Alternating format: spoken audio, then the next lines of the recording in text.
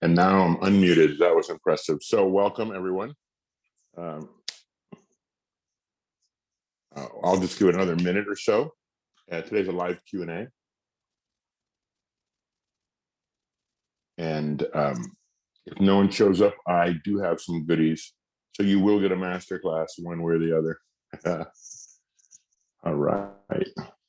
A shout out to someone in the group, Mr. Taylor Anderson, Zane Taylor Anderson.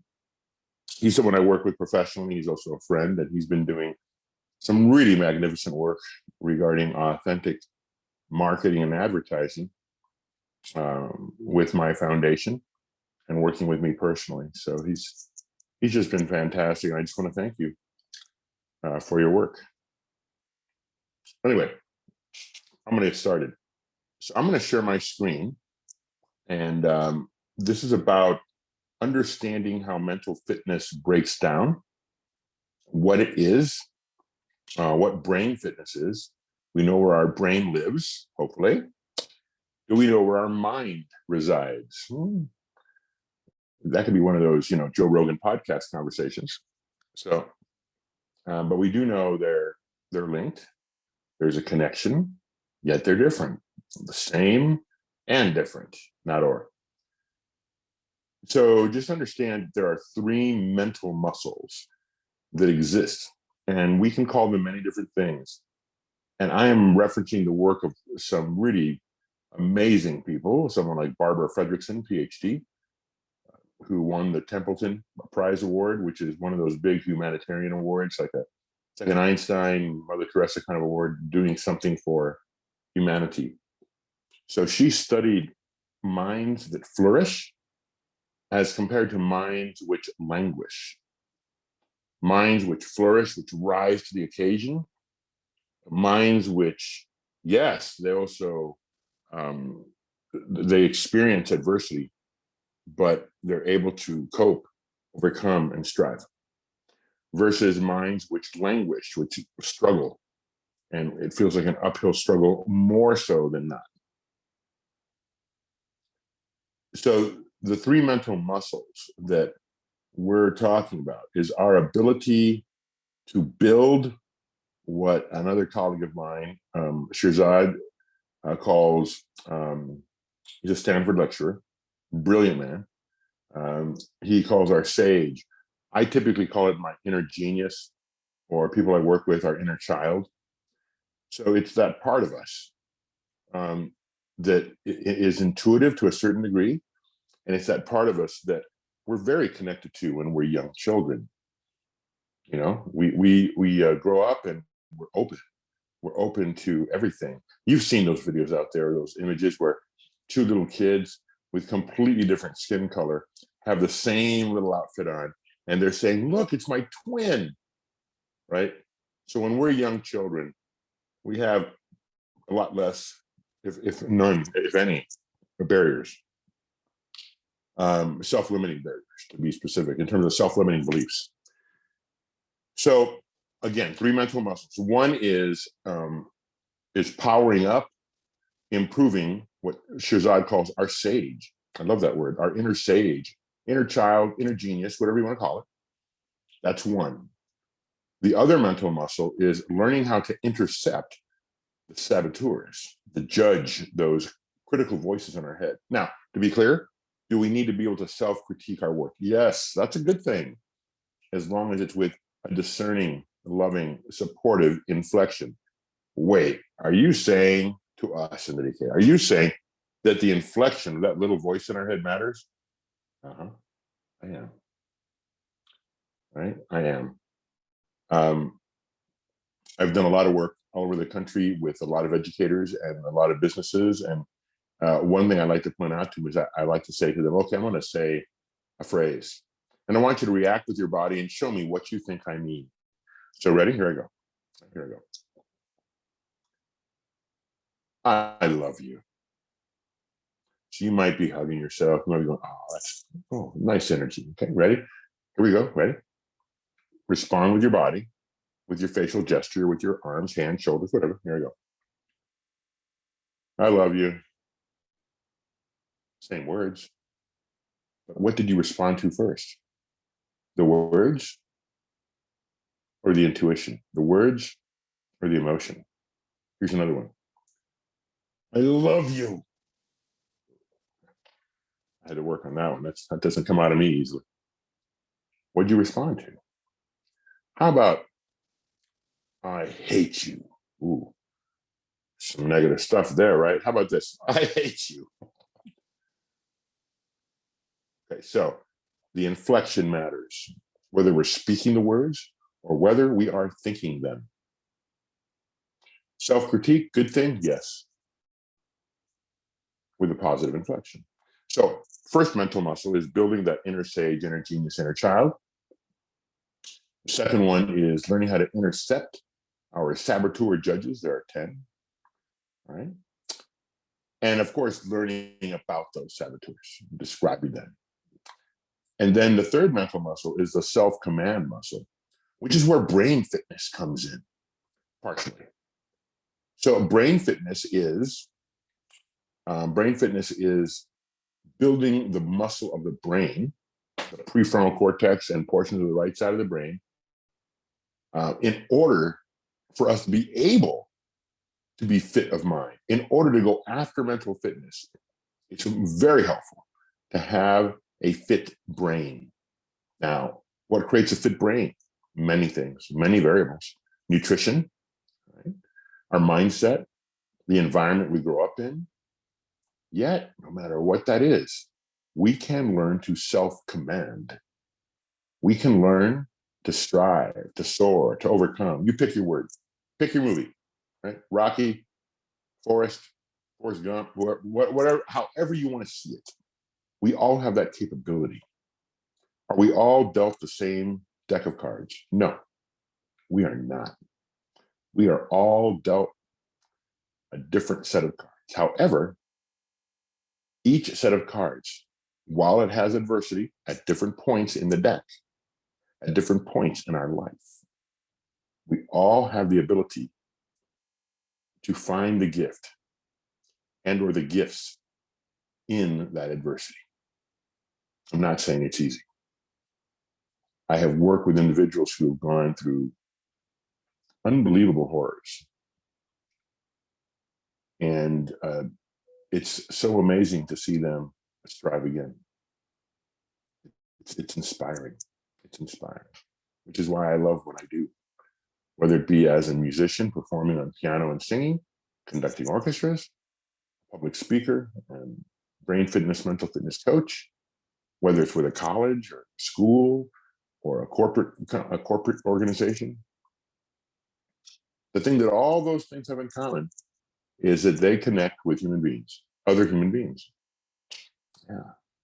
So 3 mental muscles, right? The inner sage, intercepting our saboteurs, and building our self-command muscle. Pretty interesting to me. I geek out on this stuff. Oh my gosh. And it's all about improving.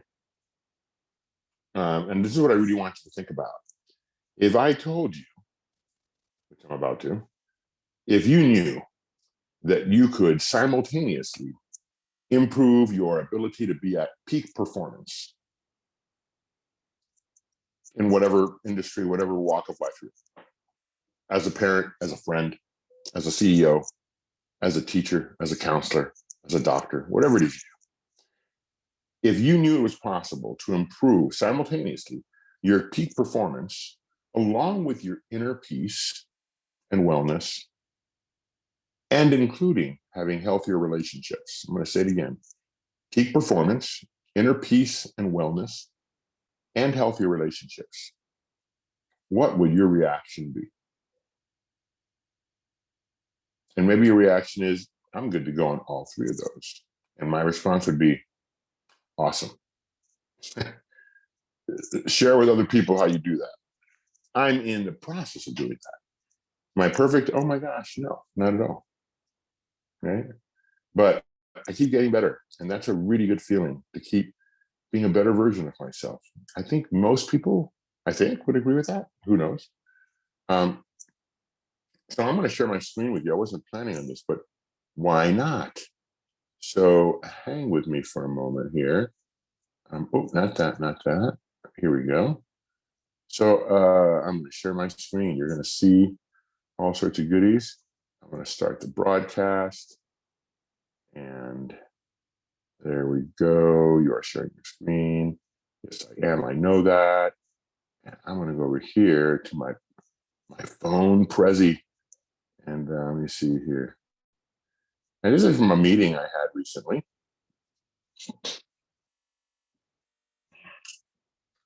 And I'm hoping you can see the entire screen this way.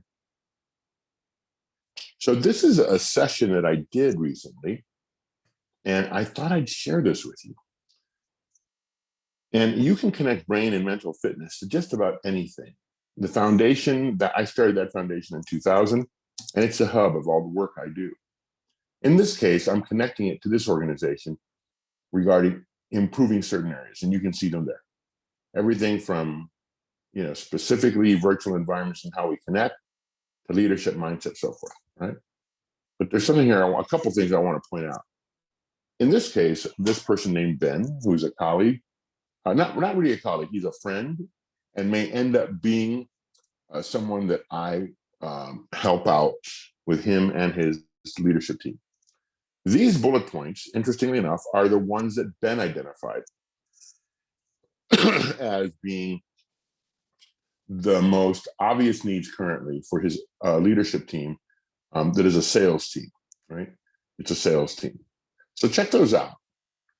The word virtual shows up twice, which is important to note in that even though we are hopefully coming out of this last year of living differently, right? I think it's really important that we all recognize that the virtual environment is here to stay at some level. And in many ways, there's upside, right? All of us can reach out to people anywhere in the world now. And that's pretty incredible.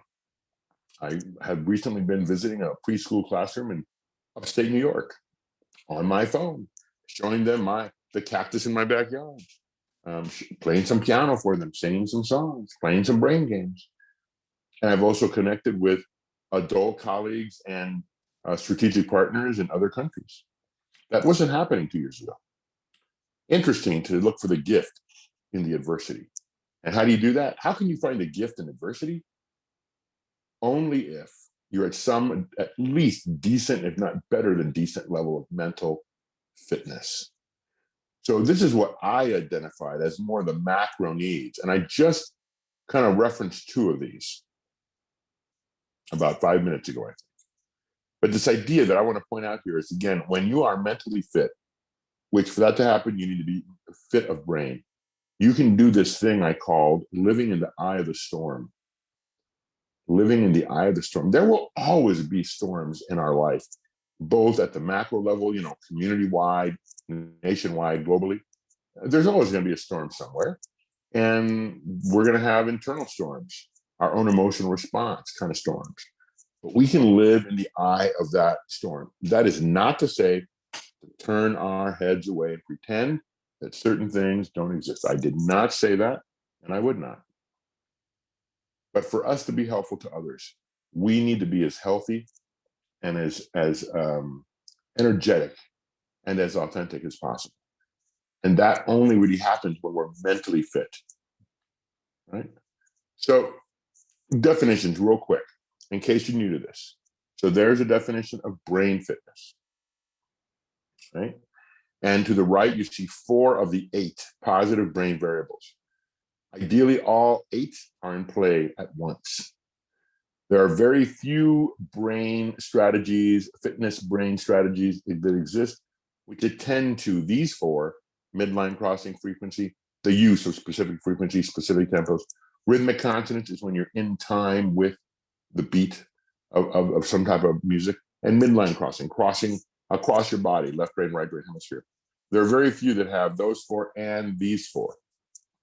One of them is music, the study of a musical instrument, which is by far the best and most effective way and fun to build fitness of brain. Another way is with these, I'll go back a screen, these IBG brain games. And most brain games, like, there's a big company out there called Lumosity and a number of others, and they attend to some of these, but not all of them at the same time. When you get all of them at the same time, you're basically feeding superfood to your brain, right? So that's why I get so excited about when I see people using it.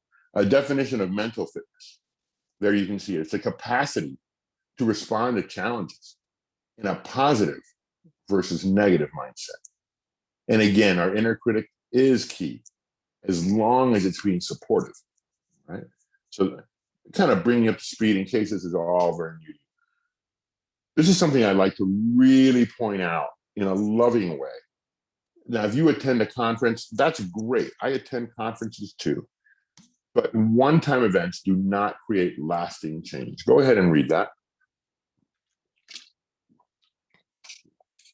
It's about those small nudges, those small adjustments inside and integrated into our daily routines. So the brain games create the power of newness. They create new neural connections. It takes 21 days to burn a new neural pathway if you're doing it consistently every day. And the PQ, or the positive intelligence, or what we call mental fitness, that is a big part of the long-term impact. Again, practice daily, which I do. And we don't need to focus on that because those are just some numbers related specifically to that particular industry. And then this is what I'm doing with this particular person.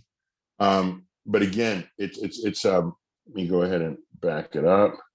But that's pretty much what I wanted to share. Let me go ahead and unshare my screen. Stop that. Yes. And we're going to now. Yep, there we go. We're back. We're back. I did it. Oh, pardon me. I've been dealing with a little discomfort today. It's all good. It's all good. And when I say it's all good, what I mean is I choose to find the gift in the adversity. That is exactly what I mean. Because some people mean something else when they say those words. And that's okay. But anyway, you know what? So today was a Q&A. Darnsky, you didn't have any questions. It's okay, you might. You can reach out to me, and I'm gonna ask myself a question here in a moment. I have to do at least one question if it's a Q&A. I would love for you to post any questions you have about mental fitness or brain fitness in the comments section when I post the link to this session. Okay, so I'm going to post this link, look for it in the group, and then ask away. So what question am I going to ask myself? Let me see here. I like to ask questions that make me curious. I like to ask questions which help me be more progressive minded. I like to ask questions that keep me from getting old neurologically. I don't want to turn into the I don't want to go there. I want to stay up on what's going on, but I don't want to just do things because everyone else is doing them. So what's a good question I could ask myself? Okay, here's a question. Where would I like to be? Where do I see myself a year from now? Let's see. Well, let's do the numbers. I'm about to turn 55 this July 15th. I'll turn 55. So what do I envision for a 56-year-old version of me? And that's just a moniker. It's a mankind, humankind made timeline kind of thing. So what we call a year. That's a good question. Thank you, Self, for asking that question. What I see is I see a fitter me physically. I struggle sometimes because of a condition that I'm dealing with, acromegaly. Some of you know about that, where my growth hormone was as high as 1200. It's supposed to be around 100 to 200. I've gotten it down to 816 naturally so far. And it's a benign tumor that sits on my pituitary gland. So I share that only to let you know that the gift in that adversity is that I have to work out way harder. So I'm getting way fitter than I probably would have without that adversity. I didn't have that adversity, and I would, I could not just about weight, but just keep my body, all the important numbers at the cellular level and DNA level, and cardiovascular stuff. And so a year from now, I see myself as even fitter than I am today at the DNA cellular level. How do I do that? By getting blood work done and checking on certain things that most doctors will not check on unless you ask. So I'll be checking my arterial elasticity, AE, arterial elasticity score. So I'm going to lower that even more a year from now. I'm going to be even happier. I'm happy now, but I envision more happiness. And I think that's important for me to say, not to you, but to me. I envision myself being more authentic, even more authentic, being willing to be in the moment even more. And I've gotten better at it, but I know there's more for me. And I don't say there's more for me, hyperachiever saboteur, which is one of mine. Do more, do more. No, no, no. Just be aware. I'm telling myself, be aware that there is more. I envision myself a year from now being even more loving than I am today. Oh, here's a big one. I envision myself a year from now laughing more often. I'm going to laugh more often, starting right now. Ah, feels good. What feels good? It feels good to self-command my mind and be my own personal coach for me, myself, and I. Try it. I ask you the same question. Where do you envision yourself a year from today, approximately? And with that, I leave you and wish upon you the energy that will allow you to create the very best version of yourself. As I stop recording here, you see, boom, boom, boom.